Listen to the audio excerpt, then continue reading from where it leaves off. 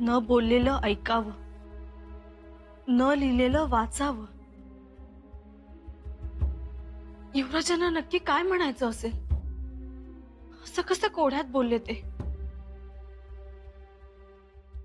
खरं तर आम्हाला नेहमी स्पष्टपणे सांगतात आणि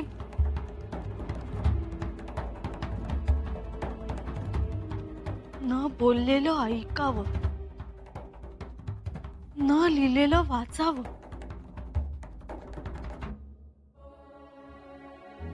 वहिनीसा, काय हो, कसला विचार करताय?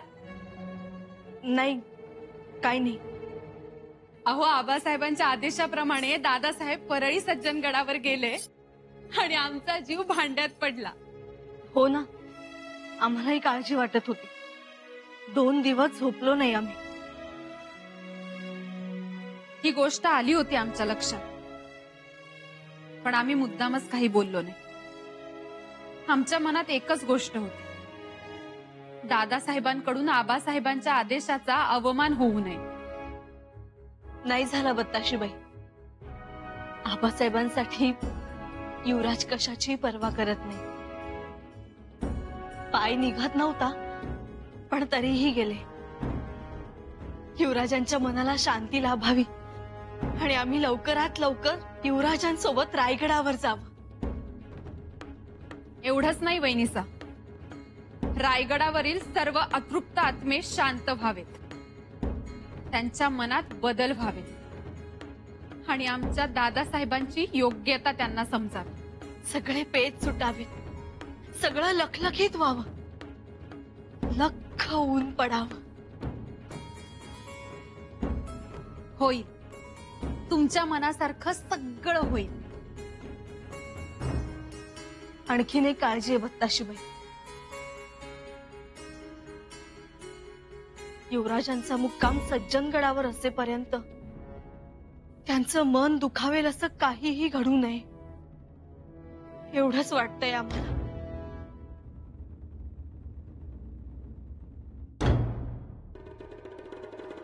एकदाचं जाणं झालं सज्जनगडाकडे. बरेच झाले, जरुरीचेच होते ते. महाराजांनी हे चांगले केले. चांगलेच केले. आनंद वाटला. आता असेही वाटते की युवराजांमध्ये चांगलाच बदल घडेल. हो, ती शक्तीच मोठी, अधिकार मोठा. तिथे सदाचाराचा अखंड धबधबा कोसळत असतो. तिथे रघुवीराचा जय जयकार निनादत असतो. खरेच हो. तिथे शब्दांना अंकुर फुटतात, कोंब फुटतात आणि मग तेच शब्द लोकांसमोर श्लोक म्हणून येतात. अगदी खरे पंत. केवळ आणि केवळ सुखाचा गलबलात सज्जनगडावर. हे लाखातलं एक बोलला. अहो पंत, माझे तर हेच म्हणणे आहे की कसंही असले तरी आपले युवराज आहेत ते. समर्थांचा हा सहवास त्यांना लाभावात आणि आपल्याबद्दलची सद्बुद्धीही त्यांना प्राप्त व्हावी. मलाही तेच वाटते. कारण समर्थांची भेट घेणं म्हणजे भाग्याचं लक्षण. म्हणजे समजून जा. आपल्या मनासी रोधावे, परांतर शोधावे, क्षणाक्षणा सांभाळावे, बदलेल म्हणून.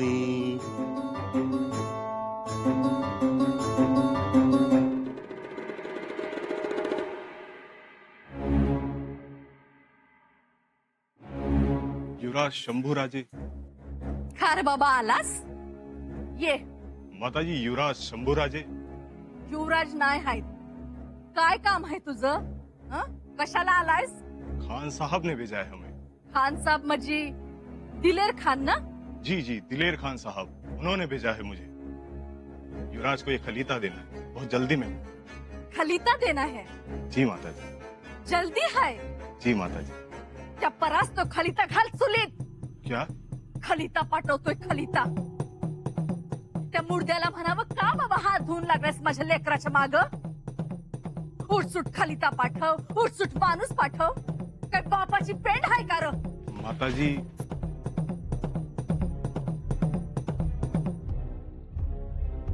तुझ्या किरडीचा मोडला बांबू सारखं सारखं माझ्या लेकराला फितवताय.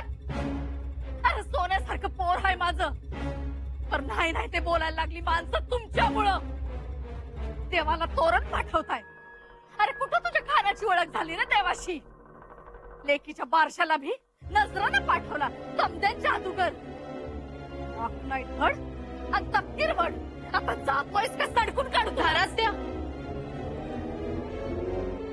काय झालं?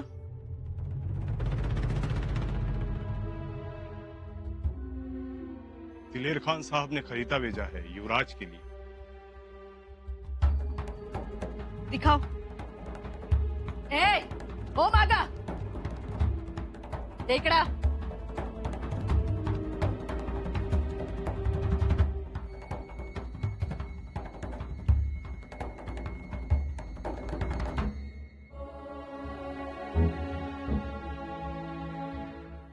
जंग बहादुर शहजादे शंभूराजे.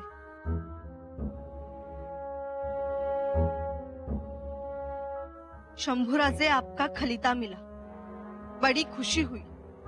इरादों का पता चला, सोच समझ में आई. शुक्रिया.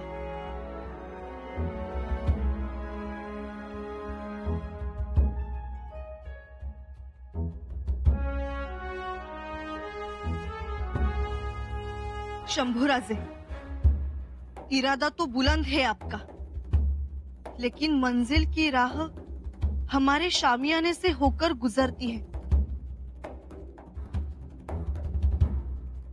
आइए तशरीफ लाइए. रूबरू होकर ही अंजाम के बारे में सोचा जा सकता है.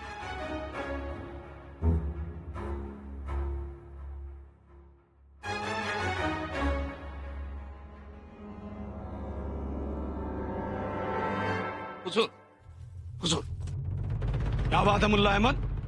हुजूर, हम बेकार में इंतजार कर रहे हैं. हमारा इंतजार फिजूल है, फिजूल है. क्या क्या कहा तुमने?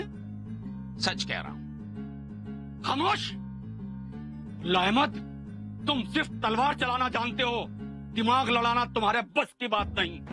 कसूर माफी हुजूर, लेकिन ये बात सच है. मुल्ला, तुम 2 कदम सिर्फ देख सकते हो, लेकिन हम 10 कोस दूर का देख सकते हैं. हुजूर, शंभू राजे परली के किले तक पहुंच गए हैं. सज्जनगढ़. क्या? परली का किला, जिसे सज्जनगढ़ भी कहा जाता है, वहां तक पहुंच गए हैं शंभू राजे. हुजूर, शुंगारपुर से लेकर सज्जनगढ़ की दूरी तय कर चुके हैं शंभू राजे. सज्जनगढ़? जी हुजूर. हाँ, वो सातारा के पास है. वो रामदास स्वामी उधर ही रहते. वहां क्या शंभू राजा संन्यास लेने गया है? कुछ कहा नहीं जाता. हुजूर, मैं एक बात जानता हूं. अगर शंभू राजे को यहाँ आना होता तो वो सज्जनगढ़ क्यों जाते, और वो भी सिर्फ 200 सैनिक लेकर. हाँ, और वैसे भी अगर आपके पास आना होता तो वो सारी फौज, घोड़दड़, पायदड़ सब लेके आते थे ना, है कि नहीं? और उसकी बीवी, उसकी शहजादी? उन दोनों को उसने शुंगारपुर ही छोड़ा है. खबर एकदम पक्की है मुल्ला. एकदम पक्की, यकीनन. मुल्ला अहमद, यही तो हमारी जीत है. वो पहले रायगढ़ से दूर हुआ है, अपनों से दूर हुआ है, अपने परिवार से दूर हुआ है, और अब अपनी बीवी और अपनी औलाद से दूर हुआ है. क्या समझे? और अब वो सज्जनगढ़ आया है, मतलब हमारे और करीब आया है. और फिर सज्जनगढ़ यहां से है ही कितनी दूर?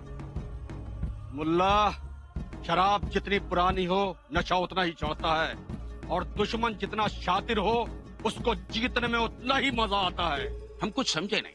मुल्ला अहमद, शंभू राजे बेचारा अंदर से टूट गया है. रायगढ़ से शिंगारपुर, शिंगारपुर से सज्जनगढ़. मुल्ला अहमद, जब झरना अपनी हद तोड़ता है तो नदी बन जाता है, और जब नदी हद तोड़ती है तो प्रलय आता है. अब वो वक्त आ गया है. हमें स्वराज्य का सर्वनाश दिखाई देता है. अगर शंभू राज्य टूट गया तो वहां स्वराज्य खुद बहुत टूट चुका होगा, और स्वराज्य टूट गया तो स्वराज्य में अंधेरा ही अंधेरा होगा. और मुगल सल्तनत का चमकता आफताब आज आसमान पे चमकेगा जिसे सारी दुनिया देखेगी।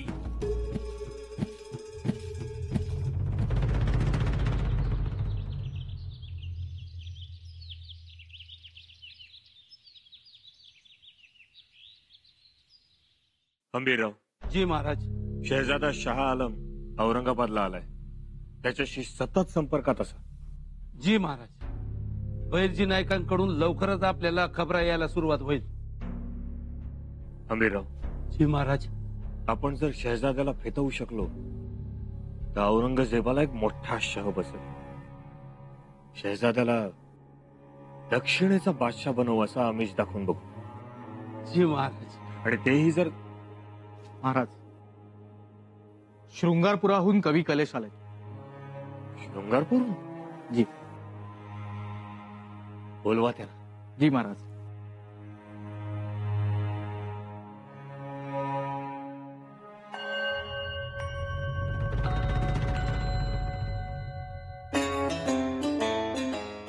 युवराज, खर तर महाराजांच्या भेटीसाठी आपण आसुसलेले होता आणि भेट झाली आमची।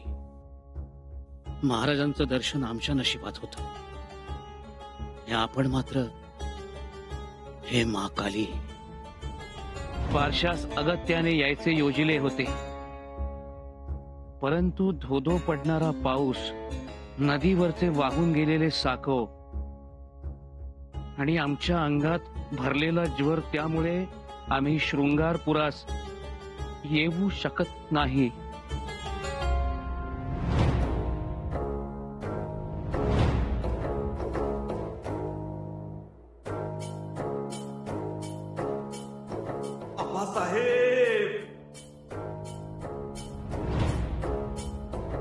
युवराज, रायगडावरून महाराज साहेबांचा खलिता घेऊन आलोय। बघितलं कविराज? जी।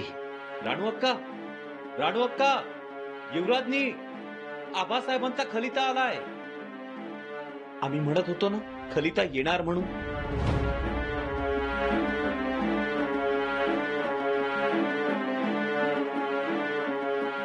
कविराज, बोलावं, आपण महाराजांना काही सांगायला आला आहात। जी महाराज, युवराजांनी आमच्यावर 4000 अश्वदळ स्वराज्यात सामील करण्याची जबाबदारी सोपवली होती। आम्ही अश्वदळ स्वराज्यात रुजू केलंय। हे खूपच मोठं काम केलं। शंभूराजे आहेत कुठे?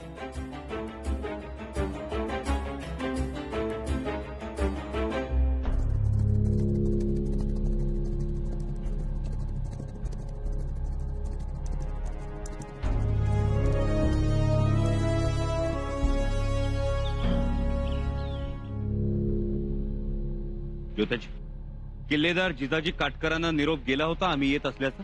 निरोप तर दिला होता, मग स्वागताला कसं कोणीच सामोरं आलं नाही? मला बी तेच कोडं पडलं होतं। स्वागतासाठी सामोरं यायला पाहिजे होतं। स्वराज्याचे युवराज होता ना। काहीतरी गपलत झाली असेल। तुझा आणि बघून ये आणि जिजाजी काटकरांना घेऊन ये।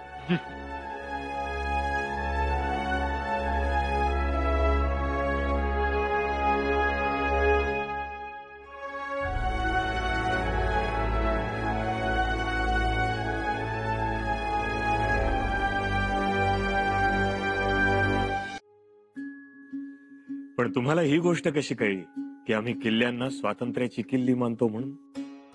महाराज, आपण किल्ल्यांना स्वातंत्र्याच्या सुखाची गुरुकिल्ली मानता म्हणून तर मोक्याच्या ठिकाणी किल्ले उभे केलेत। सुरुवातीच्या काळात आपली सगळी प्रजाच हेर होती।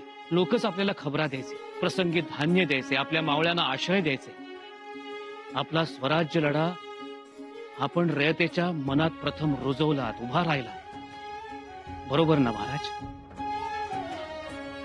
महाराज, आपले पिताश्री शहाजी महाराज साहेब स्वराज्यात जेव्हा आपल्याला भेटायला आले तेव्हा आपण अनवाणी पायानं त्यांना सामोरे गेलात भेटायला, त्यांच्या पालखीला खांदा दिला। हा, हे खरंय, महाराजांनी दिला होता खांदा पालखीला। पण कविराज, आपणाला हे सर्व कसे माहिती? महाराज, आपली अशी धारणा आहे, ज्याचा दर्या त्याचं वैभव.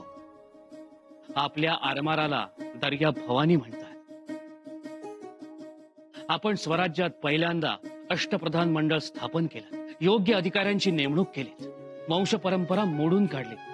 अहो, म्हणून तर गुणी लोकांची कदर झाली. बरोबर महाराज, आपण मराठी माणसांची मनं बदलली, मजकूर मायने बदलले.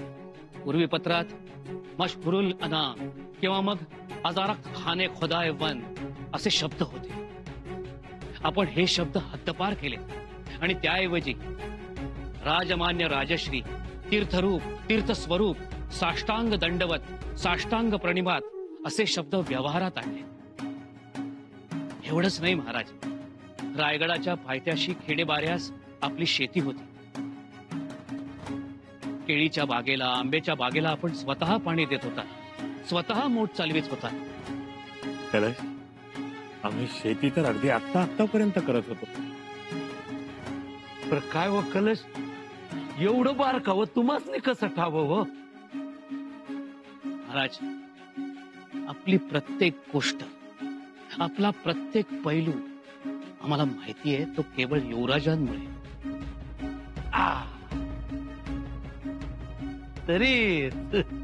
तरीच तुम्हाच नाही एवढी माहिती. महाराज, गेली 2 वर्ष आम्ही युवराजांसोबत सावलीसारखे आहोत.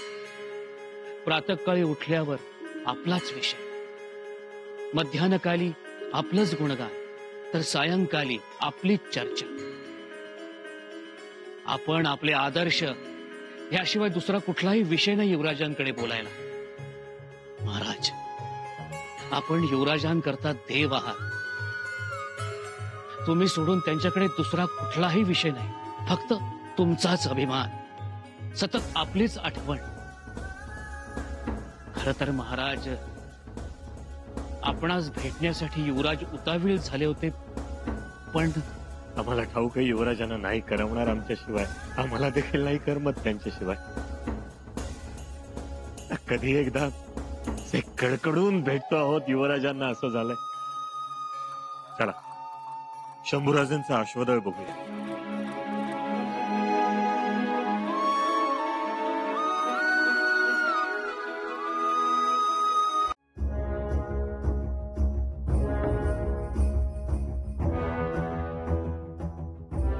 युवराज, किल्लेदार जिजाजी काटकर आणि समर्थ शिष्य दिवाकर गोसावी आले.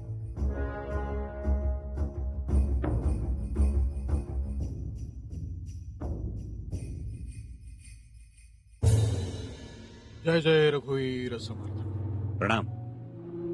युवराज, माफी असावी, आपल्या स्वागताला येळेवर येता आलं नाही. आपण आमच्या स्वागताला यावं अशी आमची अपेक्षाही नाही किल्लेदार, पण शिरस्ता आहेत. किल्लेदार गडकरी सामोरे आले नाहीत तर गडावर जाता येत नाही, शिस्तभंग ठरतो. गफलत झाली युवराज. ठीक, समर्थ शिष्य दिवाकर गोसाव्यांसमोर हा विषय नको, नंतर बोलू त्यावर. आणि तसंही आम्ही घाईत आहोत. पण आपण गडावर चालावं युवराज, आता इथं थांबू नये. त्यासाठीच तर आलो आहोत आम्ही. समर्थांची भेट घेणार आणि लगेच निघणार आम्ही. समर्थांची भेट? होय, परंतु गुरुदेव समर्थ गडावर नाही.